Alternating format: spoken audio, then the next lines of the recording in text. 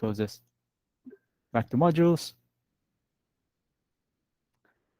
And then the sustainable urban planning process. So this is basically the same process which we talked about in the last weeks, but even further defined. So let me zoom in. Oh, I guess we don't need to zoom in because you already have it on your Canvas pages. Excuse me, sir. Are you Yes, go ahead. presenting? Are you presenting? Oh, sorry. Good, good, good. Thank you for that. All right.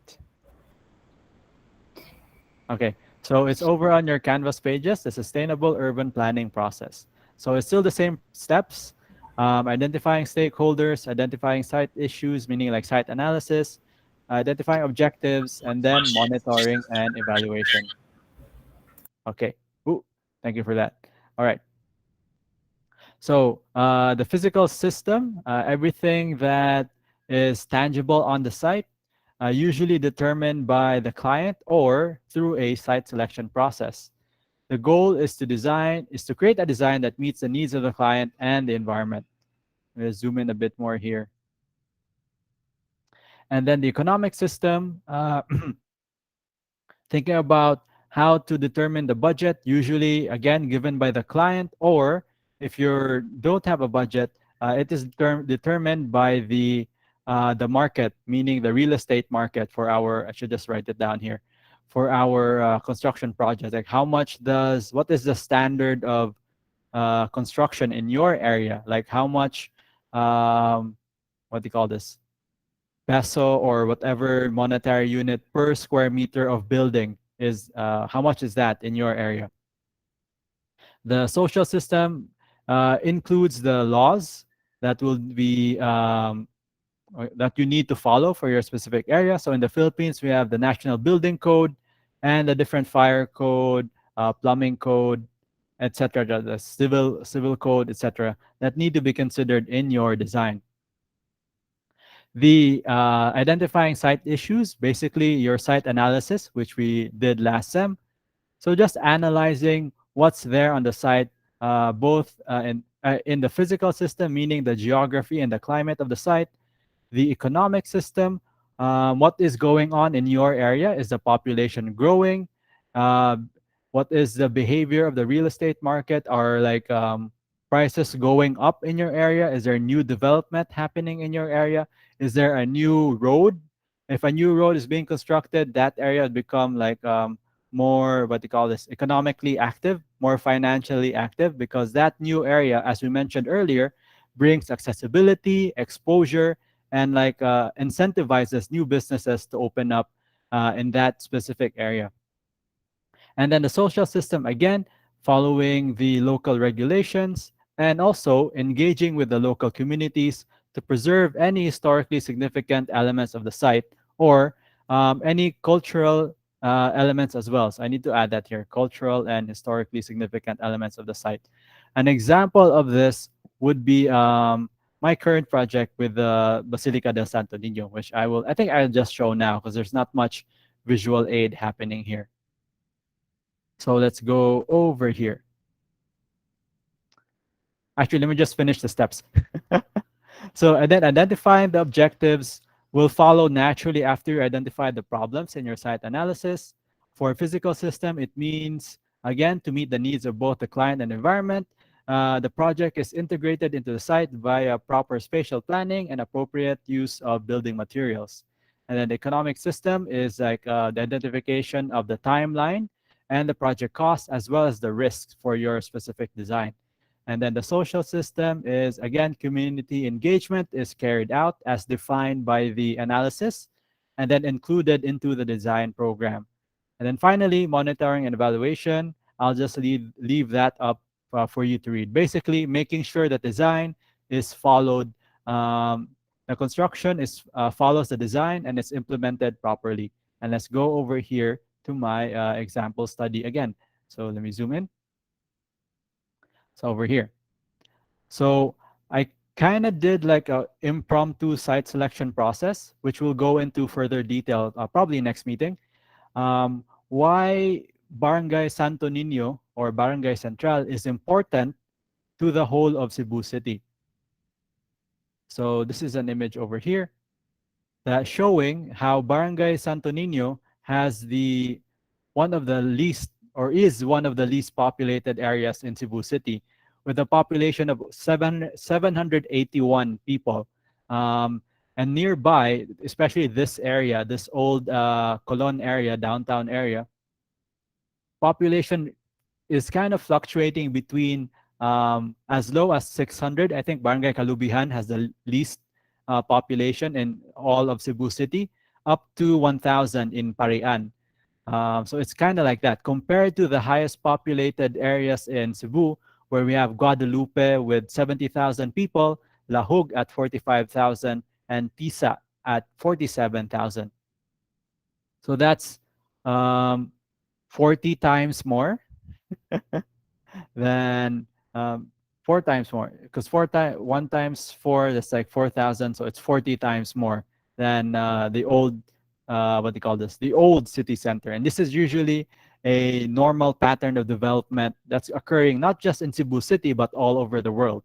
And this kind of development pattern creates a problem, so we're now going into the identifying the issues of the site. And then if we just take a look at Barangay Santo Niño, we just open here, especially for those who live in Cebu, we notice that in Barangay Santo Niño, all the buildings and the infrastructure are slowly or are already very decrepit and like dirty, needs maintenance, and is of poor quality. So we have like trash littering the area. We have buildings that are sort of nearing the end of its life that need to be renovated. And then this is really happening mostly because of the people moving out of this area. And then really because there are no more people in this area, there's no more like tax base. I think very simplifying the kanang funding process of a barangay, most of the funding for like maintenance and improvement of infrastructure in any part of the city comes from the people who live in that barangay or city. So in this specific barangay, since there are no many, there's very few or limited people living in this area, there's a very kanang small um, source for funding. And then this is what happens when people leave or like what do you call this? When an area has a very low population base. So we have waste there, we got trash here, etc. So what is the solution?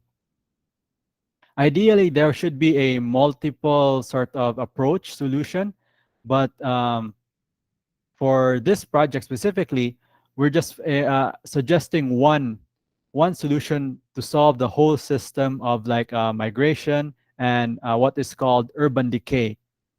Basically, it is what it sounds like.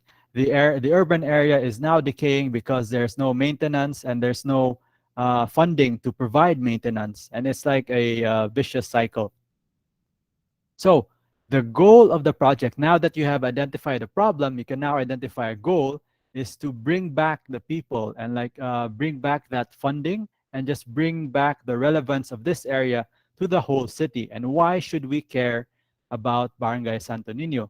I would argue that Barangay Santo Niño is important because this is the location of all the heritage sites for Cebu City specifically, because nowhere else in Cebu City can you find um, buildings like these. So let me go back to the Basilica.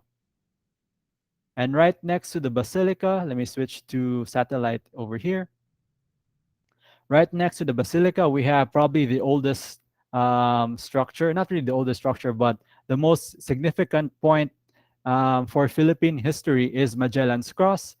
Allegedly the site where Magellan put up a cross when he first landed in the Cebu island way back in the 1400s, maybe even earlier.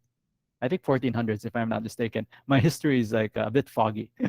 Anyway, the whole point is that in the system of Cebu City, there are no places like this.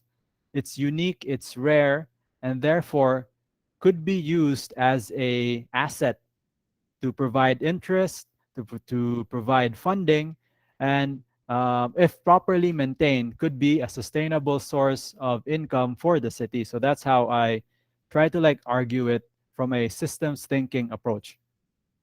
So some significant sites in this area are the basilica itself, the city hall, the Chinese museum, which was newly renovated, and then just to the adjacent to Barangay Santo Niño is Barangay San Roque, which has the Fort San Pedro.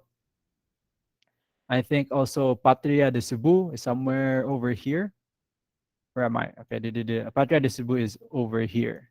This one. I'm not super sure about the significance of Patria de Cebu. If anyone can enlighten me, um, you will get plus points for the midterms. So my pen is ready if anyone wants to jump in. So I'll just leave it at that. Yeah, sorry. Okay, what else? We have, of course, the Cebu Metropolitan Cathedral and the different museums around this area.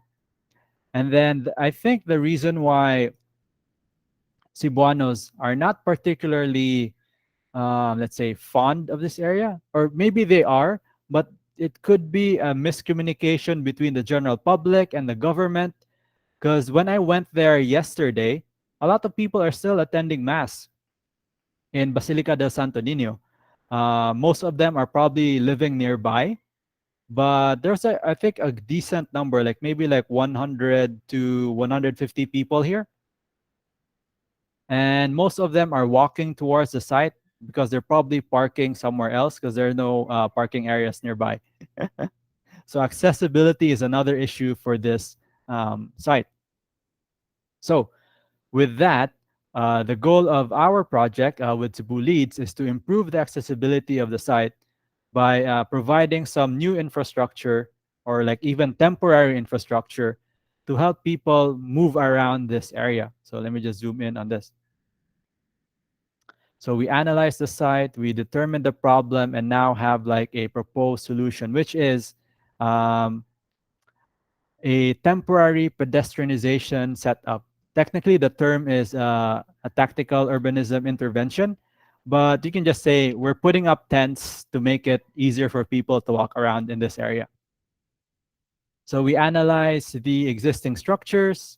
The main site is this section of road. There was a 2019 feasibility study which highlighted this as one of the major roads. There were two roads that were highlighted, but we're selecting the basilica, the one in front of the basilica, mostly because the basilica is ready to like make some changes in this area, and they're already like in communication with Cebu government that this area is closed to cars during Fridays and Sundays. I think one every Friday and Sunday. I think that happens 4 times a month, like for religious services. So the use of this site specifically is to provide extra seating, extra standing areas for people to attend mass in this area. So we looked at the vistas, and really the most interesting vista is the basilica itself. So just making, I'll just zoom in here so you guys can see it for yourself. So this is the what do you call this? The pilgrimage center. When I went there yesterday, there were still like people in this area, even though it was raining. They just had umbrellas. And then really the highlight of this district is the Basilica del Santo Niño itself. Come on, let me go into the road. It's not letting me put the guy onto the road. Okay, it's really this tower over here, which is currently under, no, in this image, currently under construction, but now it's like fully repaired. It was damaged during the 2013 earthquake. So let me show you the proposal. I'll just show you the proposal over on my screen. And SketchUp. File open recent. Open recent street design. So this is the current version of what we're planning to do. And then after my site visit, I might change it up even further. So the idea is We rent out or borrow tents from the city government, but more likely we'll rent out some tents.